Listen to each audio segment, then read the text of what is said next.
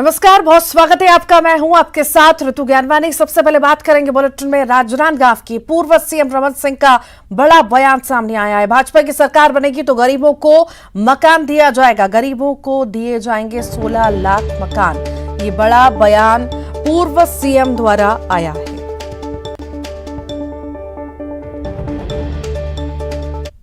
की असफलता है उसके बारे में हम नीचे तक भी जा रहे हैं और अभी जो अभियान शुरू हो रहा है, चल रहा है पूरे प्रदेश में, उसमें प्रधानमंत्री आवास योजना के संबंध में केंद्र सरकार की जो योजना है और जिसमें 16 लाख आवास गरीबों को मिलने थे, राज्य सरकार ने वो गरीबों की आवास छीना है और उसके लिए हर विधानसभा स्तर में बड़े बड़े प्रदर्शन भी हो रहे हैं और हम जनता को विश्वास भी दिला रहे हैं कि भारतीय जनता पार्टी की सरकार बनेगी तो हम ये आवास जो कांग्रेस ने छीना है 16 लाख, हम ये आवास उनको लौटा के देंगे।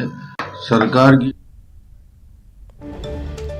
तो पूर्व सीएम रमन सिंह का यह बड़ा बयान आया है। ज्यादा जानकारी के लिए राकेश हमारे साथ जुड़ गए हैं। राकेश, पूर्व सीएम ने बड़ा दावा किया है, बड़ा बयान दिया है सरकार बनने पर।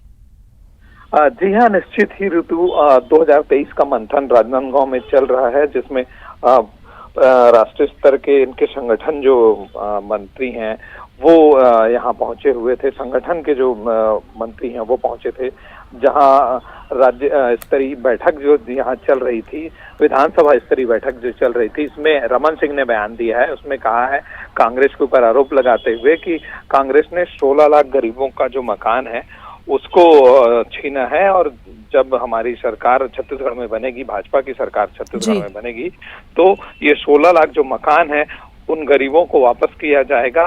ये दावा उन्होंने किया है और उनकी सरकार अगर छत्तीसगढ़ में बनती है तो ये मकान उनके द्वारा वापस। लौटती हूँ आपके पास, फिर से आपके पास लौटूंगी।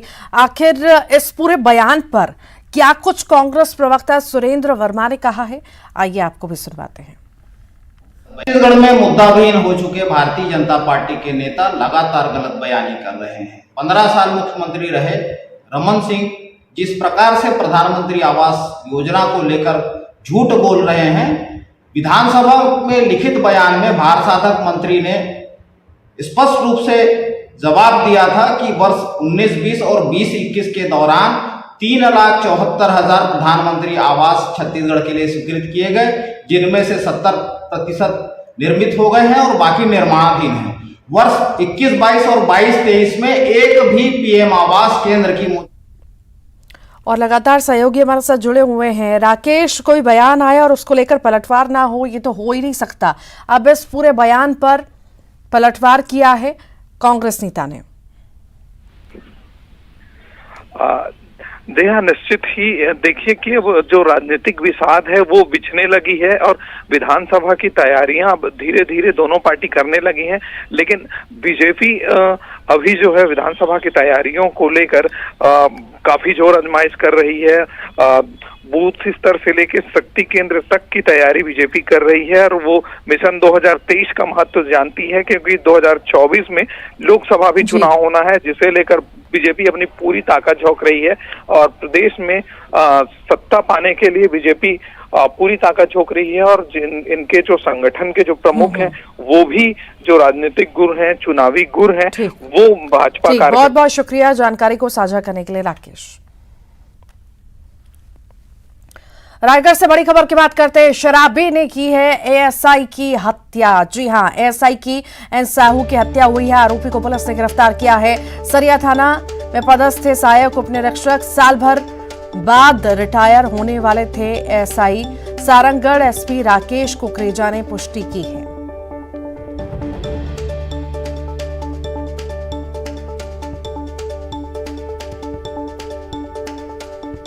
शराबी ने एएसआई की हत्या की है। ये बड़ी खबर इस वक्त आपको बता रहे हैं। लगभग 2 बजे दोपहर को एएसआई डीएन साहू जो सरिया में पदस्थ हैं अपनी ड्यूटी कर रहे थे, तभी अचानक पीछे से एक व्यक्ति जिसका नाम श्यामलाल सीदार है, वो नशे की हालत में उस पर ताबड़तोड़ वार करके उसको घायल कर दिया एएसआई डीएन साहू को। जहाँ पर प्राथमिक स्वास्थ्य केंद्र है उनको बरमकेला ले जाया गया, जहाँ पर डॉक्टर ने उनको मृत घोषित किया है। आरोपी श्यामलाल सीदार 50 वर्ष साकिन सरिया को गिरफ्तार कर लिया गया है। अग्रिम कार्रवाई की जा रही है। और ज्यादा जानकारी के लिए हरपाल हमारे साथ जुड़ गए हैं। हरपाल, शराबी ने एसआई की हत्या की है, आखिर मामला क्या है पूरा? जी रेणु, बिल्कुल शराबी के द्वारा एएसआई की हत्या करने का मामला सामने आया है। रायगढ़, ये सारंगढ़ जिले के सरिया थाना क्षेत्र का मामला है। एसपी ने खुद इसकी जानकारी देते हुए कहा है कि शराबी जो है एएसआई के पीछे लकड़ी के डंडे से जो है लगातार ताबड़तोड़ वार कर दिया, जिससे एएसआई लहूलुहान हो गया।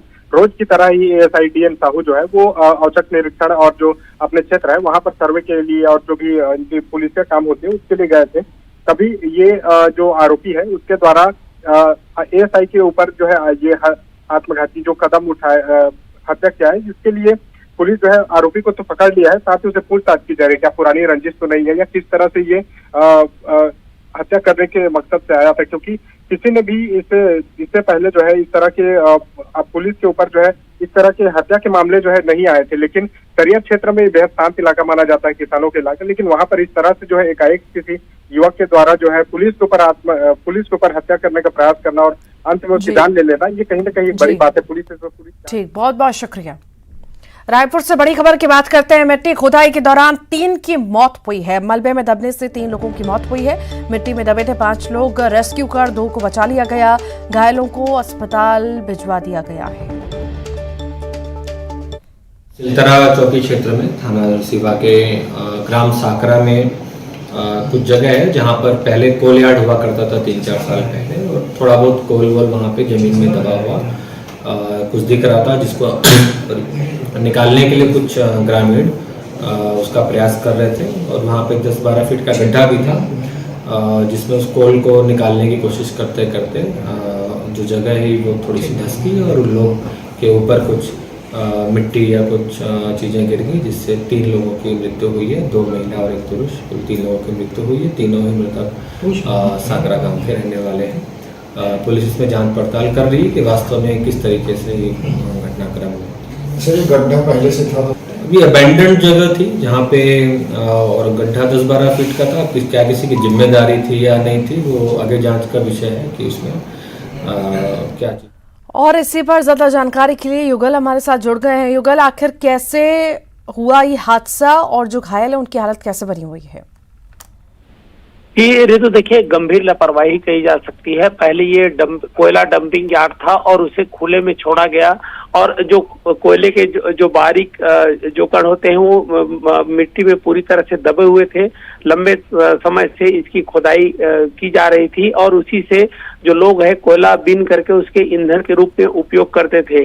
बावजूद इसके किसी की वहां पर नजर नहीं पड़ी, और जिस व्यक्ति का जो जमीन बताया जा रहा है उसे पुलिस ने हिरासत में लिया है। पूछताछ अभी की जा रही है और हो सकता है कि उस पर मामला भी दर्ज हो जाए, क्योंकि एक गंभीर लापरवाही है। एक लापरवाही के चलते 3 लोगों की जान है वो चली गई है, 2 लोग गंभीर रूप से घायल हैं, जिसमें एक नाबालिग भी शामिल है।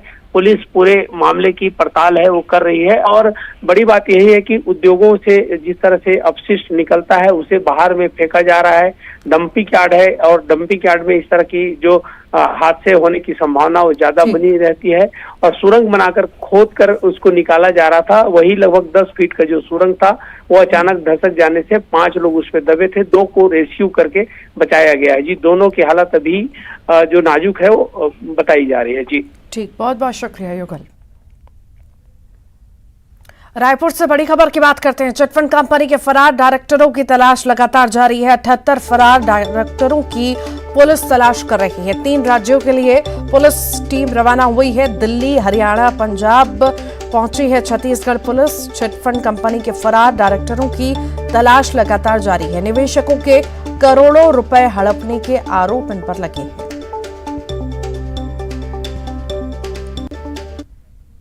बिलासपुर से बड़ी खबर की बात करते हैं। नगर निगम अतिक्रमण दस्ते की कार्रवाई देखने को मिली है। बाजार चौक से अतिक्रमण हटाया गया, मंदिर और कमरों के अवैध निर्माण को तोड़ा गया है। अतिक्रमण दस्ता और अतिक्रमणकारियों के बीच विवाद हुआ, पुलिस ने हल्का बल प्रयोग किया।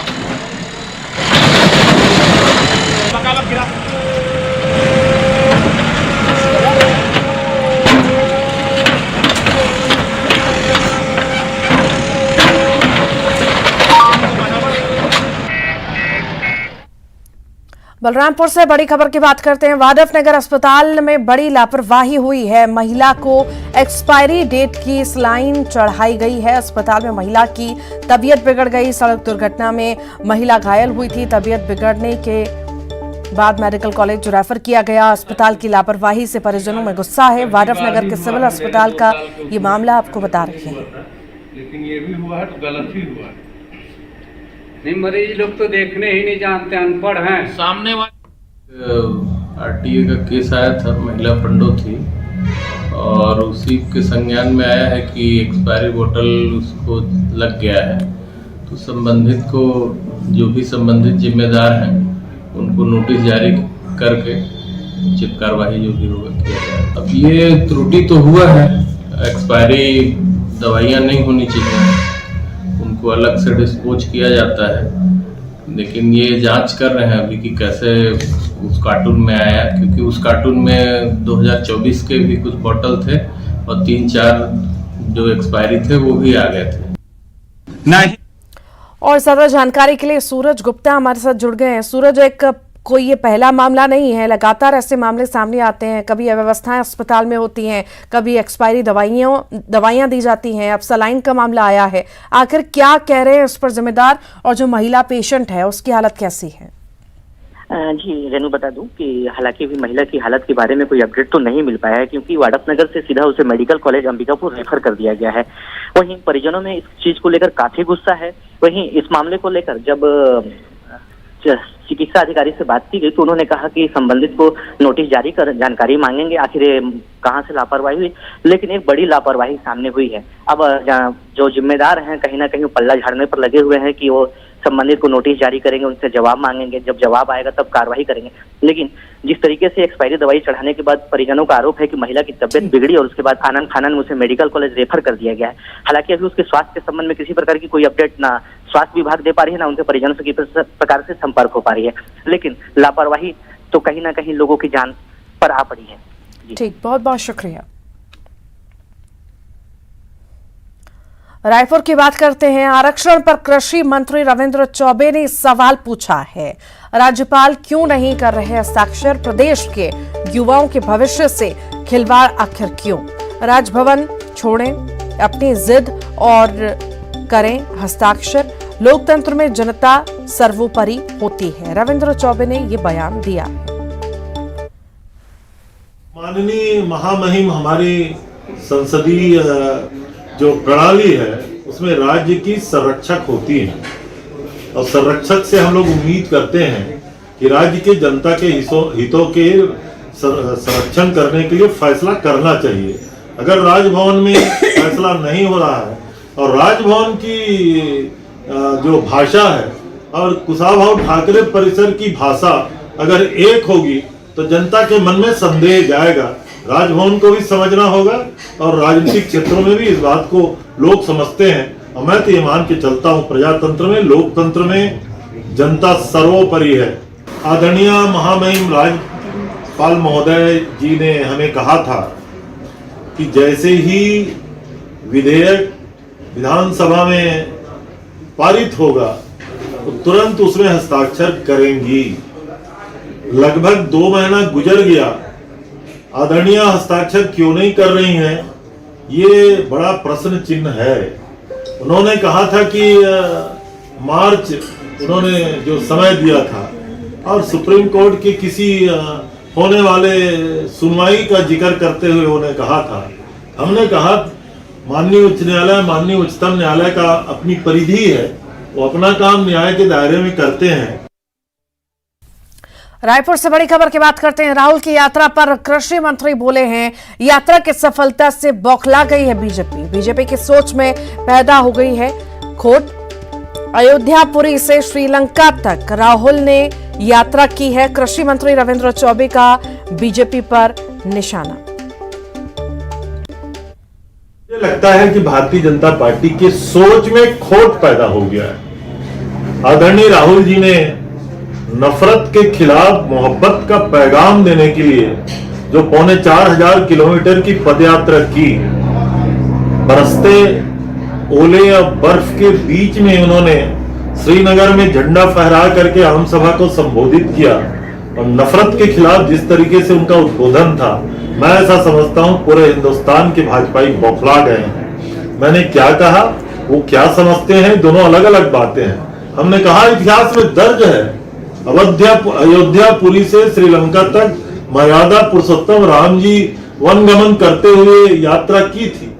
इतिहास में ये भी दर्ज है कि हमारे सनातन के सबसे प्रमुख आद्य शंकराचार्य भगवान, जिसको हम शंकरा अवतार मानते हैं, साक्षात देवादिदेव महादेव का अवतार मानते हैं, उन्होंने केरला से प्रारंभ करके बद्री और केदार तक की यात्रा की थी।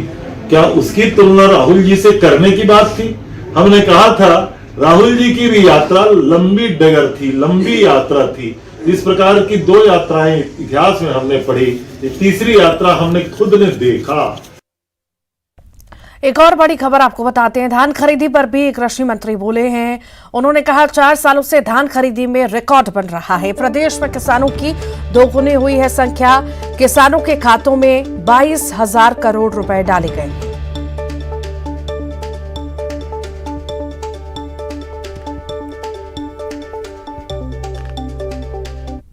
छत्तीसगढ़ में आदरणीय भूपेश जी के नेतृत्व में जब से हमारी सरकार बनी है, धान खरीदी का अपने आप में रिकॉर्ड तोड़ने जैसा कोई शब्द नहीं है, रिकॉर्ड बनने जैसा शब्द है। लगातार रिकॉर्ड बनाया जा रहा है। कल तक 107 लाख मीट्रिक टन पार हो गया था और आज का जो टोकन कटा है उसको अगर पूरी धान अगर आज हमारी सोसाइटियों में आ जाएगी तो 108 लाख मीट्रिक टन के इर्द गिर्द 107.65 लाख मीट्रिक टन धान की खरीदी। इसका मतलब है छत्तीसगढ़ सरकार के द्वारा जो किसानों के लिए राजीव गांधी किसान न्याय योजना के तहत और एग्रीकल्चर डेवलपमेंट में काम किया जा रहा है, तो लगातार आप देखेंगे छत्तीसगढ़ में किसानों की संख्या दुगनी। सीएम भूपेश बघेल भारत जोड़ो यात्रा के समापन समारोह में शामिल होने के लिए श्रीनगर पहुंचे। समारोह के समापन के बाद सीएम बघेल की घाटी में बर्फबारी का आनंद लेते तस्वीर सामने आई है। सीएम भूपेश बघेल श्रीनगर में बर्फबारी का आनंद लेते हुए देखे गए। तस्वीरों में आप देख सकते हैं कि किस तरह भूपेश बघेल स्नोफॉल के बीच स्लो मोशन कर रहे हैं और बर्फबारी का आनंद ले रहे हैं।